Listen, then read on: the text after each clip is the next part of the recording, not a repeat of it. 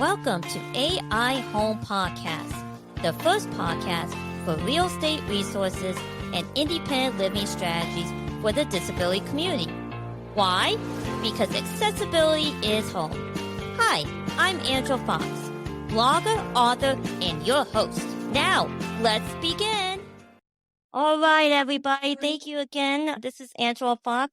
Accessibility is home. And as usual, I am in my handicapped bathroom because we know here at the podcast that accessibility at home is beyond the bathroom.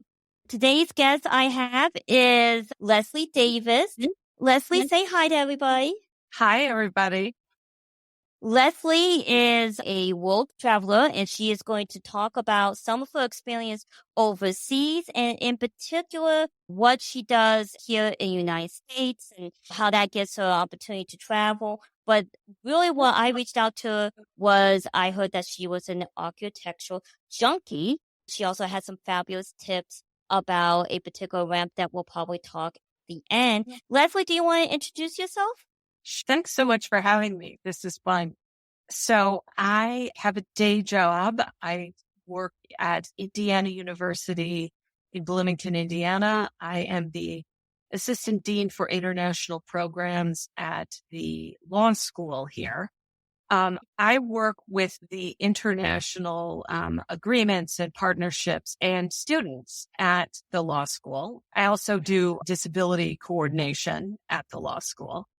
And I've been doing this for 20 years. I started doing it in 2003. And then 3 years later, I became disabled. Like you, Angela, I have another one of those. Mine was Guillain-Barre syndrome that if anybody's heard of it, they might have heard of it in relation to vaccines or outbreaks of big viruses. Some older people I know who had Guillain-Barre syndrome had it as a result of the swine flu in the 1970s.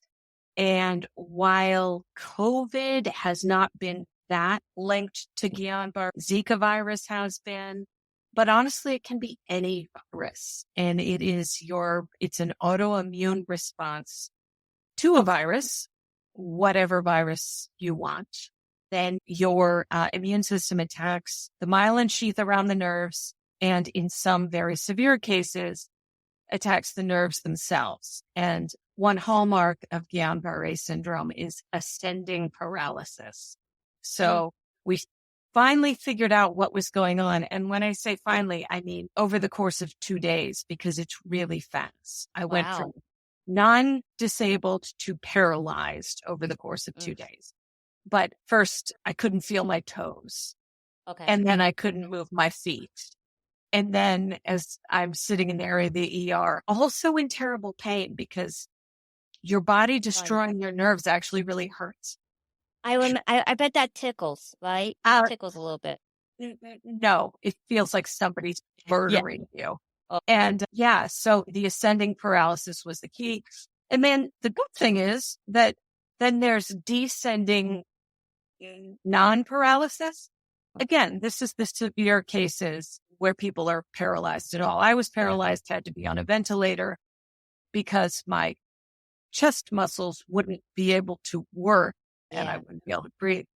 But most people who get syndrome, they notice weakness in their peripheral, in their hands, their feet, or paralysis. And then my situation is my nerves regenerated, except from my elbows down and my knees down, the regeneration was only partial. So I have what is affectionately called ape hand, where my thumbs don't oppose, and I have foot drop, so I can't pick up my feet. So it's a weird thing. It's in some ways it's like a spinal cord injury. In some ways it's like MS. So I get to draw from knowledge about all of those things to deal with my particular disability. Oh, I'm sorry that happened to you. It sounds like for those 2 days could have been life-threatening. But how has that changed your traveling? Yes, I used to travel a lot for my job. And then this happened in 2006. And I think it wasn't until 2009 when I first traveled outside of a car. And then I haven't looked back since. And it's those of you with disabilities will get this. Like there are unique and interesting things about disability that in a strange way make life more interesting. And for me, in many ways, more fulfilling because I can totally geek out now about all kinds of things that I never knew I'd be interested in. Or I had a need for it. I mean, I always tell people if I was not born with my disability, my everything would be different. Yeah. My focus, I probably wouldn't be a lawyer. There are just so many things. I would start this podcast and meet you. Right. So I totally, yes, your world changes, but it's not necessarily in a always a bad way. Exactly. You find expertise and knowledge other people may be with they're 80, but you have it like for me at 16. I tell people I can't wait to grow old because I have learned so much about how to deal with only half my body working because I have complete paralysis. And that when I turn 65, I no longer have to have a doctor's note to get any of those services or accommodations. It's just now in the United States, at least, oh, you're a senior citizen. I can't wait until I'm 60. I know. Totally looking forward. I have the privilege of teaching older people than myself about accessibility and mobility aids. But back to your other question, there are things besides the traveling. Also, I'm the chairperson of our city's Council for Community Accessibility. And we do all manner of things. But one of the things we do is we do accessibility audits of places, mostly businesses, but we've also done polling places. We've done all the schools in town. A colleague of mine and I at the city are both certified ADA coordinators. But what's most fun is like getting to go into my favorite restaurants and coffee shops and saying, okay, you're close, but you know what else you need to do? And as part of this community, we get good buy-in. We have people reaching out to us saying, we really want to be accessible or at least as accessible as possible. Can you come help us figure out what to do? And so we love that. The other thing that some of us have started is what we call the MAL. The MAL stands for the Mobility Aids Lending Library. Okay. And our mutual friend Karen is involved in this. Yep. And basically this started with my neighbor, another wheelchair user with MS, and I, because both of us are such like tech geeks and junkies, and we're just like, what wheelchair would be better for me now? What other device would be better for me now? And can I afford it or get it somehow? But either it outlived its usefulness or it was not as great as we thought. And there it is in the basement or in the garage. And we each had experience giving old wheelchairs to other people who needed them and didn't have quick access to them. And so now we are basically like a matchmaking service between people who have mobility devices that are no longer needed and people who need them. Yeah, a lot of states, not every state. And just for the audience awareness, while I may live in Maryland, I actually grew up in Indiana, northern Indiana, my whole life. Most of my education came from Indiana State University, not IU. But so not every state has this. But I do try to recommend people look into the state's assistive technology office, which is hopefully housed in a disability office and not the senior and aging, but sometimes it's located there too.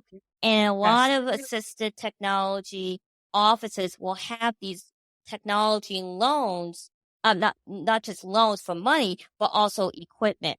And over the years and decades, Assistive technology has also now included wheelchairs, specific beds that you might need for your house, or a ramp that you can use, a portable ramp that you can use. And so there are actually things that you could get loaned or even given for free that you can use within your house. If you look in your state's office, assistive technology office. But there's all kinds of independent, like the mall that you just mentioned. On Facebook, there's a million different Facebook groups that are, trying to sell equipment by disabled people or just for free. If you're new to the disability community, look into that and don't automatically think that you necessarily have to buy something brand new. If Facebook thinks it's medical equipment, they will not let you sell it for liability reasons. No way. I didn't. Yeah. So I was trying to sell my extra travel wheelchair that got slightly damaged from my airline. And sure enough, I could not post it on Facebook and to make up a fake description and just had the photo. And most of these disability equipment Facebook groups, they gave me that tip. It's not false advertising. People, if you're in it, you know that's what's going on. So when the description doesn't match the photo, it's a workaround with Facebook. Oh, thank you for that tip. You're welcome. And here's a fun fact since we're talking about traveling. The Department of Transportation just put out the final guidelines for accessible bathrooms on airplanes. I heard.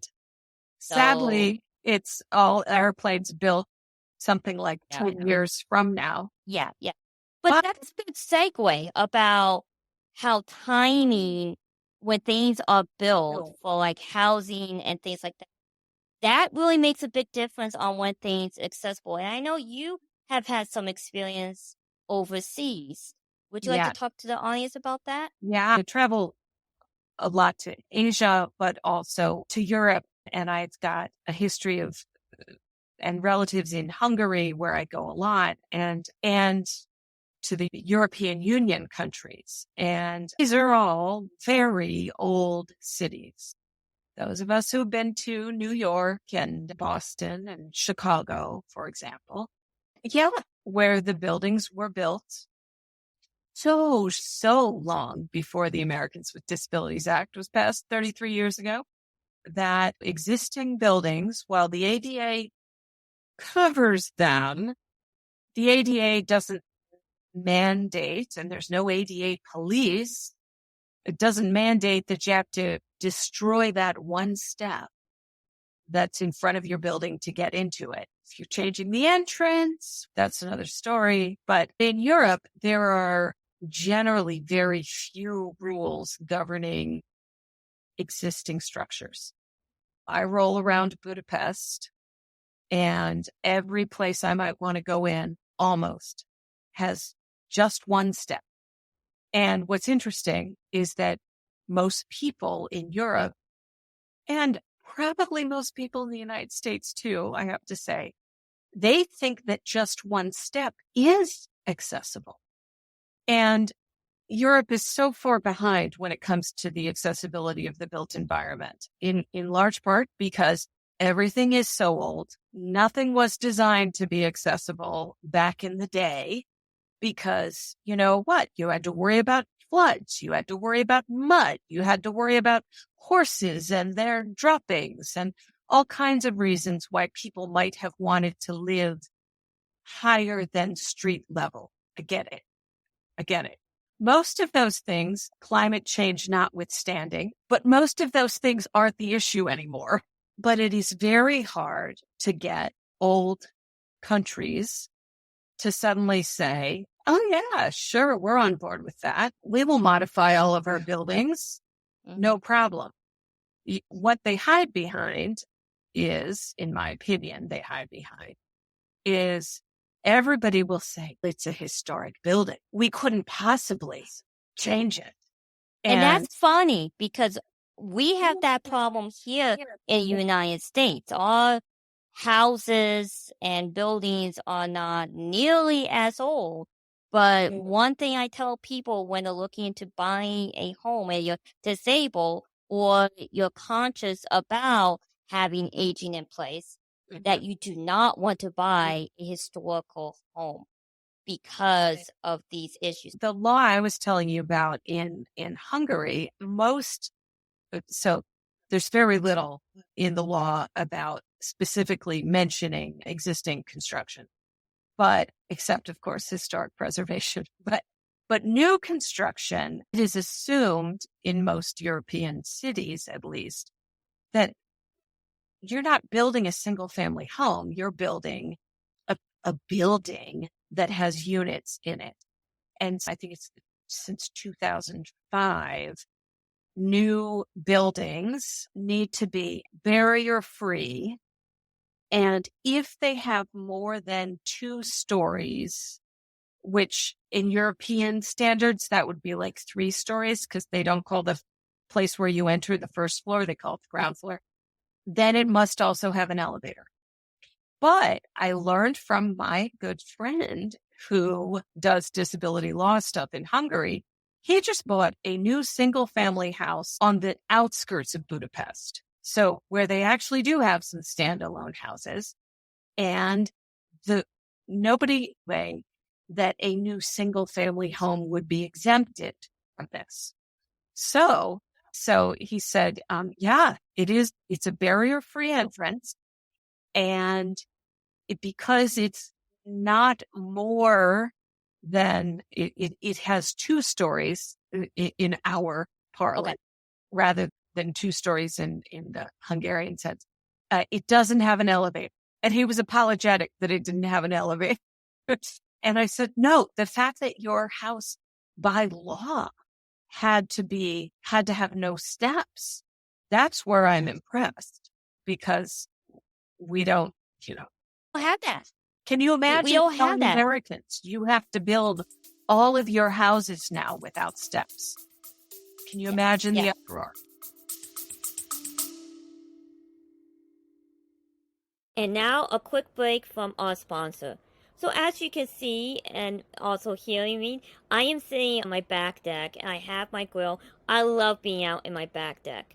I hate when I forget something and I have to wheel back into the house, particularly my cell phone. However, I'm excited to announce that another disabled-owned business, Cush Pocket, has come up with a solution by creating this fabulous wheelchair bag. I love this bag and have been a proud customer since almost the very beginning. Why do I like it? 1, it's huge. 2, it comes in multiple colors. But 3, you can put it anywhere on the base of your wheelchair. How does that happen? It's attached to the flap and it has little Velcro. You put it directly underneath your cushion of your wheelchair. And the Velcro and the weight of your body ensures that this fabulous Cush Pocket bag certainly will not move. I personally have 2 directly in front of me and it hides behind my legs. And I love that because it's so much more convenient. Trust me, you will never forget anything ever again. So as you can see down below, I have a direct link for Cush Pocket. And if you use my code Angela Fox, you will get $1 off. And not only will you get a fabulous bag, but you'll also support 2 disabled-owned businesses, Cush Pocket and my business, Horizontal Houses. Check it out. Yeah, there's 2 things I think we want to glean from this. And that is, 1, it's ironic that Hungary technically has a law that requires new construction to be barrier-free or zero entryway, as we call it in the United States. While in United States, I know we keep saying this, we don't have that. We don't have that as a requirement for single-family homes. And it's also interesting that Hungarian, as you just mentioned, there's so many old buildings, they didn't really expect to have a lot of new construction. And so they didn't really put a lot of thought behind it, probably because of that. Oh yeah, we'll probably just put that in. And the chances of that being an issue is like once in a blue moon, right? Right. But yet in the United States, we have the land. Here in the United States, we have tons of land. We are not on top of each other. We have land that hasn't even had any buildings on, and we are constantly building new homes. And yet we don't have that law. That's interesting that that has occurred. I think it's also interesting in vagueness can actually be your friend in the structure language of the law.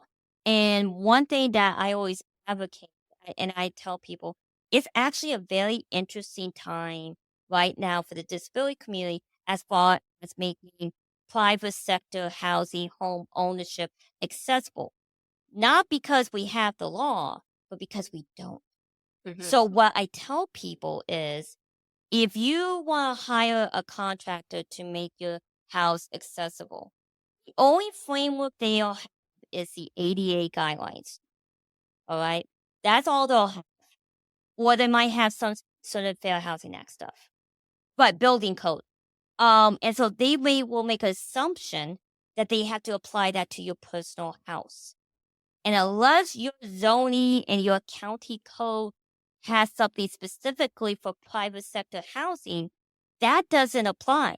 So Mhm. that means you can do whatever you want for your home and you can really monetize it or structure it in a way that meets your specific needs because we don't have the law.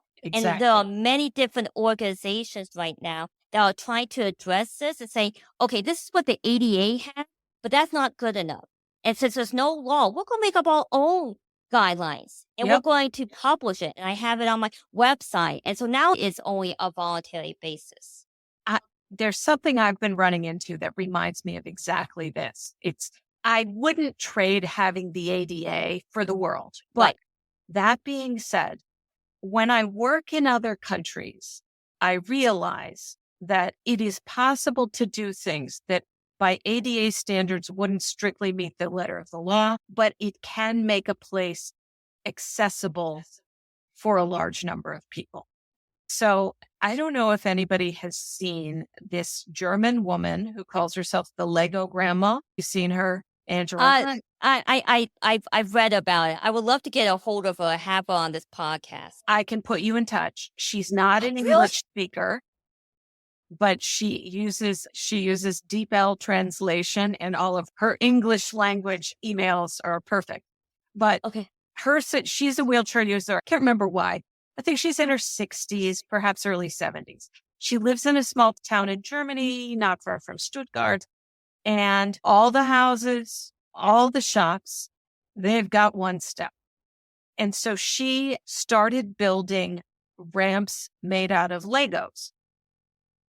And they are customized for the person who lives in the house or for the business. The candy shop has like one of the Haribo bears on it. They're adorable. And they don't try to bridge more than one step generally. And in some cases, it's not one solid piece, but two pieces, like those ramps A that are rail. always a little scary to use because you have to make sure your wheels are exactly where they should be. And the thing is, that means that she and many other people with wheelchairs, and that all the other people benefit from all the other kinds of wheel devices. Mm-hmm. The majority of people can access those places versus not being able to access them at all. And none of them, to my eye, look dangerously scary. But of course, that is all a very subjective thing. Right. But none of them are 1 to 12. They aren't. They just aren't. And maybe some of them are 1 to 8, which the ADA says you can do for a short stretch. The problem is, and I've been trying to get some of these built in my city. And the problem is that even if it's a temporary ramp, I've got the okay for us to do it, but it Okay. must meet the minimum, which is 1 to 8 in special circumstances. There just aren't enough Legos for 1 to 8. There really aren't, unless you've just got like a 3-inch step. So this is problematic. But Canada recently passed Oh, a really? nationwide disability law. I don't know how Okay. recently, but Okay. I thought there was one. It's the Canadians with Disabilities Act, but I thought that had been in place for a lot longer than it has, because having visited British Columbia, they are doing a great job. But I only recently learned that accessibility was a province by province thing and was not a national thing until recently. But the longer you wait, the more built up you get, the harder it is to enforce retroactive disability legislation. But in Canada, there's this great nonprofit organization called Stopgap, very similar to the Lego ramps. They build and paint very colorfully wooden ramps, essentially wooden wedges. Okay. And I don't think they're 1 to 8 either necessarily, Mm. but the Canadians with Disabilities Act is not so stringent that they can't use them. And the key is that they are temporary. So you have to put them down and take them up. And somebody has to be trained to use them. And there are liability waivers. But it allows them just enough more flexibility that they, for example, could do Lego ramps in places where we can't. I love the idea of Lego ramps because it's something that the disability community can make themselves.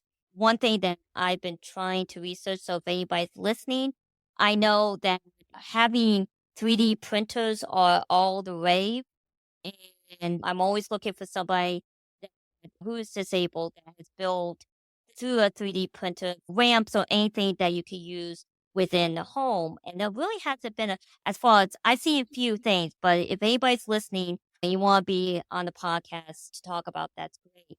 But I really like the idea that we can do that ourselves. And it's fun and it's playful to be able to do. Now, I know, and here's a fun, interesting fact, is that the standards for the ADA really were from a previous standard that was not national. And I won't spoil it because you have to listen to my episodes.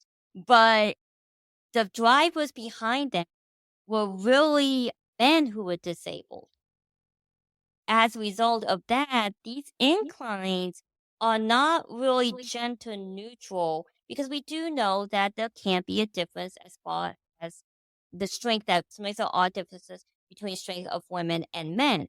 But these standards were really designed from a man's perspective.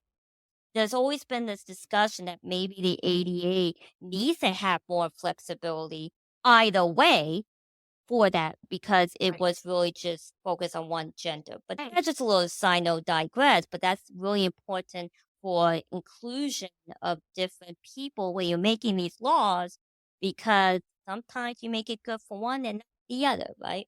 Yep. And it is hard to be all things to all people. Now, I know that you use a special ramp yourself, Oh, and I you do. have a few other resources. Yeah.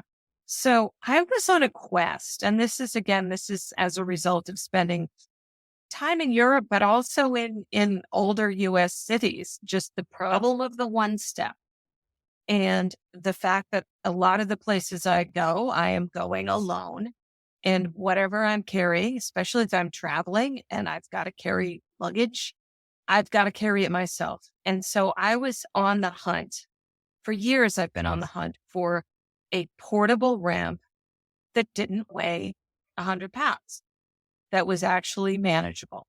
And none of the stuff I saw on Amazon or on easy access ramps, or there are lots of great sources for ramps if you're going to install them. But I can't even begin to tell you like the rabbit holes I went down. And WhatsApp chats I was having with people in Singapore before I finally got connected to a company that distributes a ramp made in Japan by the Dunlop company, Dunlop of like tennis balls and tires. This Dunlop ramp is made of fiberglass reinforced with carbon fiber, which means it's super light and it comes in a variety of lengths. The one that I have is 27 inches, so a little over 2 feet. There's actually even a shorter one that I cannot get my hands on in the United States yet. But the one I have is a bifold ramp. I can put it behind my back in my wheelchair, or my travel wheelchair has this cargo net I have fixed to the back, and I can put it in there. I can lift it with one finger or two fingers. It weighs 7 pounds, which it is actually more than I thought it weighed because it literally seems so light. And I will deploy it to get into a shop, to get into an apartment with one step. If I find myself on one of those sidewalks with no way to get off, I will use it there. I will use it in a pinch if the accessible metro or trolley or what have you isn't accessible at that stop. So let me just put a shout out. It is distributed in the United States and worldwide by a company called Goldman, Guldmann. It's a Danish company. And the line is called Stepless. In the US, they have offices in Florida, maybe it's Miami, and in Boston. Also on my website, which is called Everybody in International, under the resources tab, it gives you the contact information. And if you tell them I sent you, you'll get a 20% discount on the ramp. That's what we need. And they aren't cheap. That's what I got to say. They are not cheap. And the 20% discount was useful. And then I decided that for my line of work and for what I do, it means that I can say, okay, yeah, I can stay in that place because I can negotiate that step now. Yeah. They make them all the way up to a little over 6 feet, which is 21 pounds. For a 6-foot ramp, can you imagine? No, I have my book on how to approach buying and modifying a home, which includes working with real estate agents and how to research and everything. I do have a resource section, and I have the Amazon, what they call suitcase metal ramp that I have in the back of my van, but that's still bloody heavy. I could pick it up on my own, but I rely on my wheelchair by putting it on my foot pedal. That's insane how light that is. Yeah. Yeah. One thing I want to just quickly circle back. When it comes to like historical buildings, because again, we have that issue here in the United States if you buy a home that is historical. How do you address people when they say you're going to destroy the historicalness of that building? I know we run into this in the United States, but it's usually where people are saying, oh, we're grandfathered in, which we know isn't actually a thing. But I honestly think the US is a bit better about this when it comes to places on the historic register. And to the extent that those are overseen by the National Park Service, there is a whole manual on how to make those buildings accessible to visitors. And this is the point I try to make with people who will say, oh, we can't possibly, because they're often not actually the ones defending the building. They're saying, here's why we're not accessible. It's not our fault. It's the historic preservation. It's the historic heritage, etc.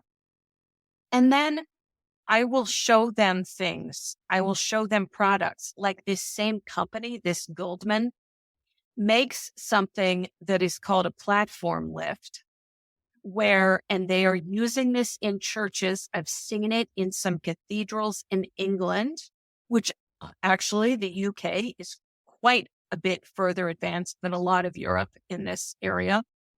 It basically looks just like the marble floor leading up to the marble steps, but it's bounded by like a brass border. And there's a little button somewhere. You roll onto that, you push the button, and this section of marble floor lifts up and brings you level with the altar or whatever it is if it's in a church.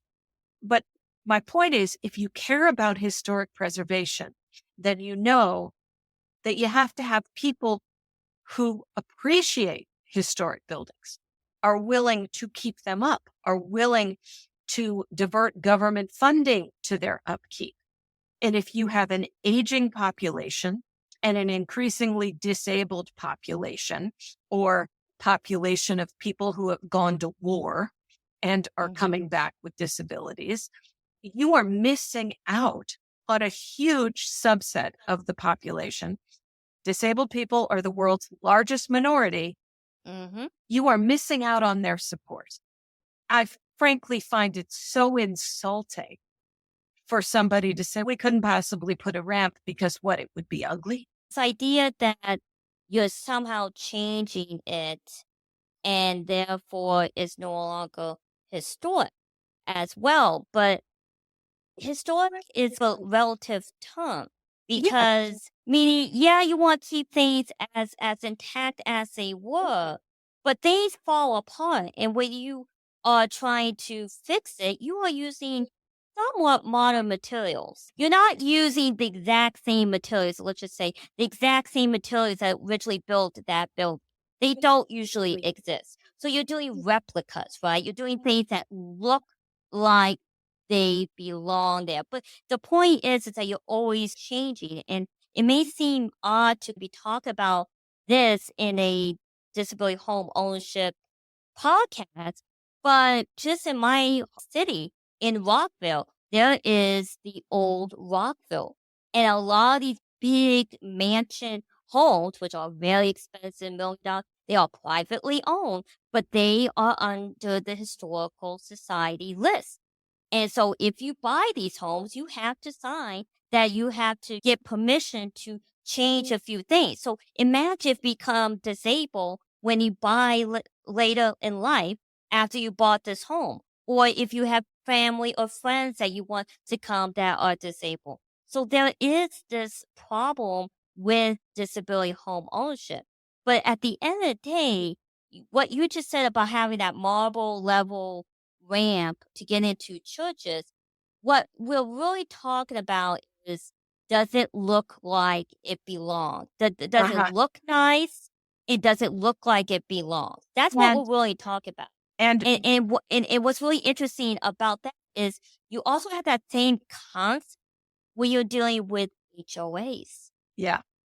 All right. HOAs, while there is some language in the Fair Housing Act, you still have to go through their reasonable accommodation exception and go through them. And a lot of things that the HOAs are requiring are not necessarily safety issues, they're cosmetic. Do we all look the same? And so that's the same kind of background that you have with historical buildings and historical homes. So at the end of the day, it's about, does it look like it belongs there, and is it pretty? And you can take that a step further by saying, does it look like it belongs? If the answer is no, it means that I don't look like I belong. Thank you. And that is blatant housing discrimination. I actually did an episode about how HOAs really came from a segregation. I talked about how it dramatically has impacted Black disabled homeowners in HOA gated community or other similar gated communities. So it's still much of a problem. You're right. It's, do we belong? Do we belong there? What we need to get into things is a matter of, do we really belong there? You're absolutely right. Have you told your listeners before about that Greek temple? Thank you. No, I have not. Thank you so much, Leslie. I would love to do that. So Leslie and I talked a little bit about her travels and everything. And one thing that I ran across is there was an article. It was from an archaeological site on disabilities, and they found a temple in Greek during the Greek gods, and they found a actual ramp that was built for this particular goddess.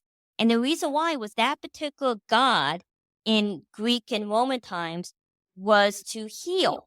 And back then, they have enough forethought to think, well, if this guide is about healing people and people need to get into to make sacrifice to be healed, maybe the people coming have mobility difficulties. And therefore, we're going to build not with steps like all the other guides, we're going to build a ramp. Now, that was several thousand years ago, ladies and gentlemen, and they thought about that. I don't understand why in modern times we're not thinking about that in a similar way.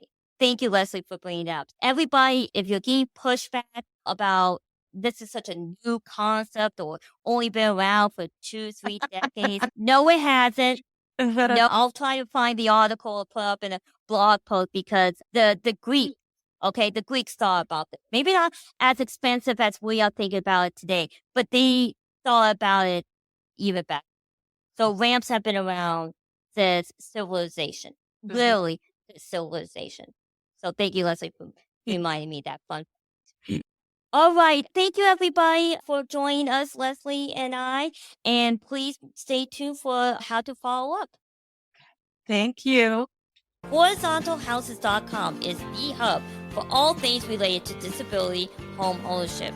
You will find my blog, this podcast, my book, and how my consulting services can help real estate agents or housing developers market and tap into the largest minority group, the disability community. Please help me continue this exploration of disability home ownership by connecting through my Facebook page. Remember, sharing our collective experiences will allow us each to lower the kitchen sink but raise the bar for disability home ownership. Thank you.